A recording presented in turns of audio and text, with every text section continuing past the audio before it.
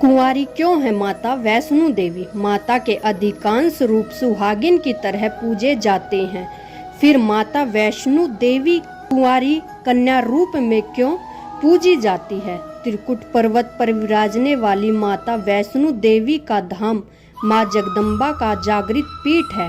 माता वैष्णो देवी के भक्त दुनिया भर से आते हैं और माता से मनोकामना पूर्ति का वरदान लेकर जाते हैं। माता वैष्णो देवी में सिंदूर चढ़ता है, सुहागिन का आशीर्वाद भी मिलता है, परंतु माता कुंवारी रूप में है। इसके पीछे एक पौराणिक कथा है जो इस प्रकार से है। त्रेता युग की बात है। दक्षिण भारत के रामेश्वर में समुद्र तट पर एक सुंदर गांव था। रतनकर पंडित यहीं रहते थे। रतनकर शिवजी और माँ आदि शक्ति के बड़े भक्त थे। गांव शहर में रतनकर का नाम तो बहुत था, पर उन्हें कोई संतान न थी। रतनकर की पत्नी हमेशा माँ आदि शक्ति से संतान प्राप्ति के लिए प्रार्थना करती रहती थी। उन्होंने लगातार कई वर्षों तक माँ की पूजा अर्चना की। कई सालों में संतानहीन रतन की पत्नी की प्रार्थना एक दिन माँ ने सुन ली। वह गर्भवती हुई तो एक रात रतनकर के सपने में एक बालिका ने आकर कहा, मैं तुम्हारे घर आ रही हूँ, पर एक शर्त पर। मैं जो कुछ करना चाहूँ रोकोगे नहीं। पुजारी और सिद्धि पंडित रतनकर को यह अचंभा हो गया कि माँ आदि शक्ति के सत, रज और तम को दिखने वाले तीन रूप महासरस्वती, महालक्ष्मी और महादुर्गा ने मिलकर ही इस कन्या का रूप लिया है। नित्य समय पर इस दिव्य कन्या का जन्म हुआ। रत्नाकर को यह भी पता चल गया था कि यह कन्या माँ आदि शक्ति ने धर्म की रक्षा के लिए ही प्रकट की है। रत्नाकर उसी भाव से कन्या का लालन पालन करने लगा। तीनों महाशक्तियों के उस स्वरूप को उन्होंने त्रिकुटा नाम दिया। त्रिकुटा का स्वभाव जन्म से ही अनूठा था। बचपन से ही वह पूजा पाठ और धार्मिक कार्यों को देख कर प्रसन्न होती।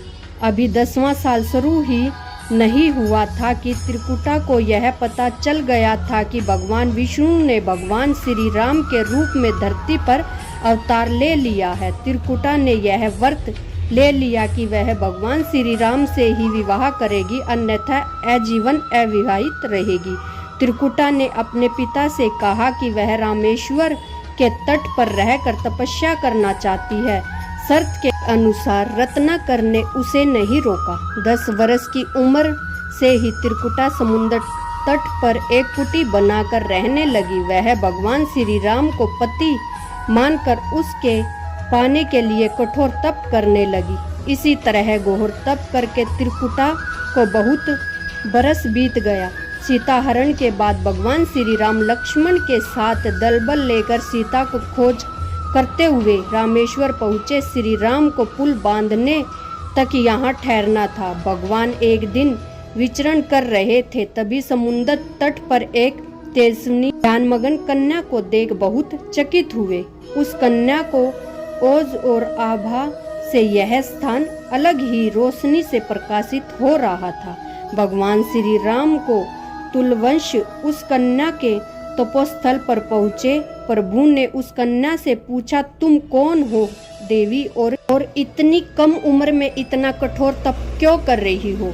ऐसी क्या अभिलाषा है जिसके लिए ऐसा घोर तप करने को विवश हो? कन्या ने भगवान को विनय पूर्वक प्रणाम करके अपना परिचय पंडित रत्नाकर की पुत्री त्रिकुटा के रूप में दिया, फिर अपनी प्रतिज्ञा बताई। त्रिकुटा जान गई थी कि उसके सामने साक्षात भगवान श्री राम ही खड़े हैं, इसलिए उन्होंने निवेदन किया कि आप मुझे पत्नी रूप में स्वीकार कर ले। इस पर भगवान श्री राम ने कहा, यह संभव नहीं है। मैं एक पत्नीक रहने का संकल्प से बंधा हूँ। अपनी पत्नी के अपहर्ता को दंड देने के लिए यहाँ तक सेना सहित आया हूँ। त्रिकुटा को यह सुनकर आघात पहुँचा।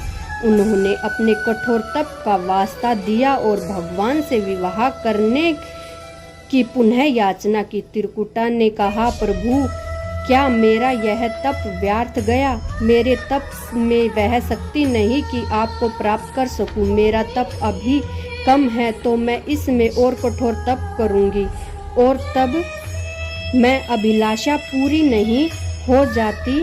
भगवान ने कहा, जब मैं सीता का पता लगा कर लौटूंगा तब तुम्हारे पास आऊंगा। यदि तुम मुझे पहचान लोगी तो मैं तुम्हारी इस बात पर सही निर्णय करूंगा। त्रिकुटा को इस बात से बड़ी प्रसन्नता हुई कि उसका तप सफल है। भगवान ने उन्हें वर्ण कर आश्वासन दिया। इस प्रसन्नता के भाव से भरकर त्रिकुटा का उत्साह और बढ़ गया।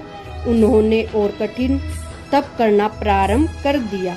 उनके तप का प्रभाव ऐसा था कि उनकी कुटी के आसपास का कुछ क्षेत्र एक अलग प्रकाश से प्रकाशित हो रहा था। प्रभु राम लंका विजय के बाद माता सीता और लक्ष्मण जी के साथ पुष्पक विमान पर सवार होकर लौट रहे थे तो उन्हें त्रिकुटा को दिया अपना वचन भी पूरा करना था। रामेश्वर के तट पर पहुंचते ही भगवान ने विमान रुकवा दिया। सभी कौतूहल में पड़ गए तो प्रभु ने उन्हें कुछ पल की प्रतीक्षा करने को कहा।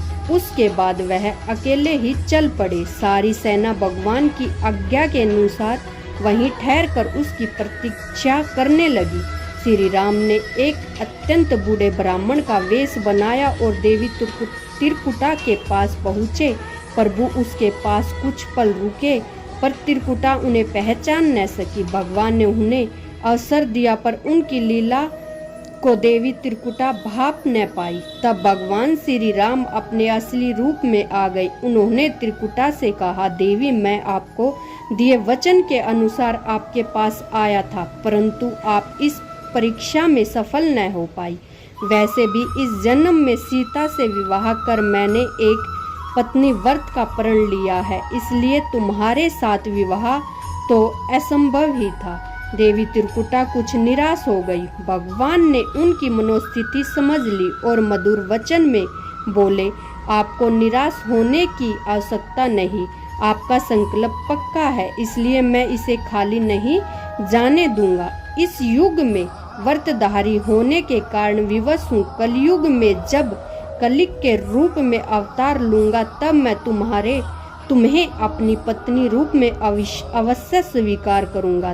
तब तक तुम हिमालय स्थित त्रिकुट पर्वत पर जाकर तप करो और मेरे अवतार की प्रतीक्षा करो। भगवान ने उन्हें वरदान देते हुए कहा, तुम भक्तों के कष्ट और दुखों का नाश करते हुए इस संसार का कल्याण करती रहो। विष्णु का अंश होने, उसके कुल में अवतार लेने अथवा विष्णु पूजक होने के नाते सारा संसार तुम्हें माता वैष्णो देवी के रूप में पूजेगा। कलयुग में तुम्हारे लिए कुछ भी उदय नहीं होगा और जो भी भक्त भक्ति भाव से तुम्हारी पूजा अर्चना करेगा उन्हें तुम सर्वस्व प्रदान करोगी। भगवान श्री राम यह वरदान देकर चले गए। त्रिकुटा श्री राम से मिल इस वरदान से अत्यंत प्रसन्न थी। उन्होंने प्रभु के आदेश अनुसार संसार के कल्याण का संकल्प लिया। त्रिकुटा उत्तरी भारत में मणिक पर्वत श्रृंखला की 3 पहाड़ों वाली त्रिकुट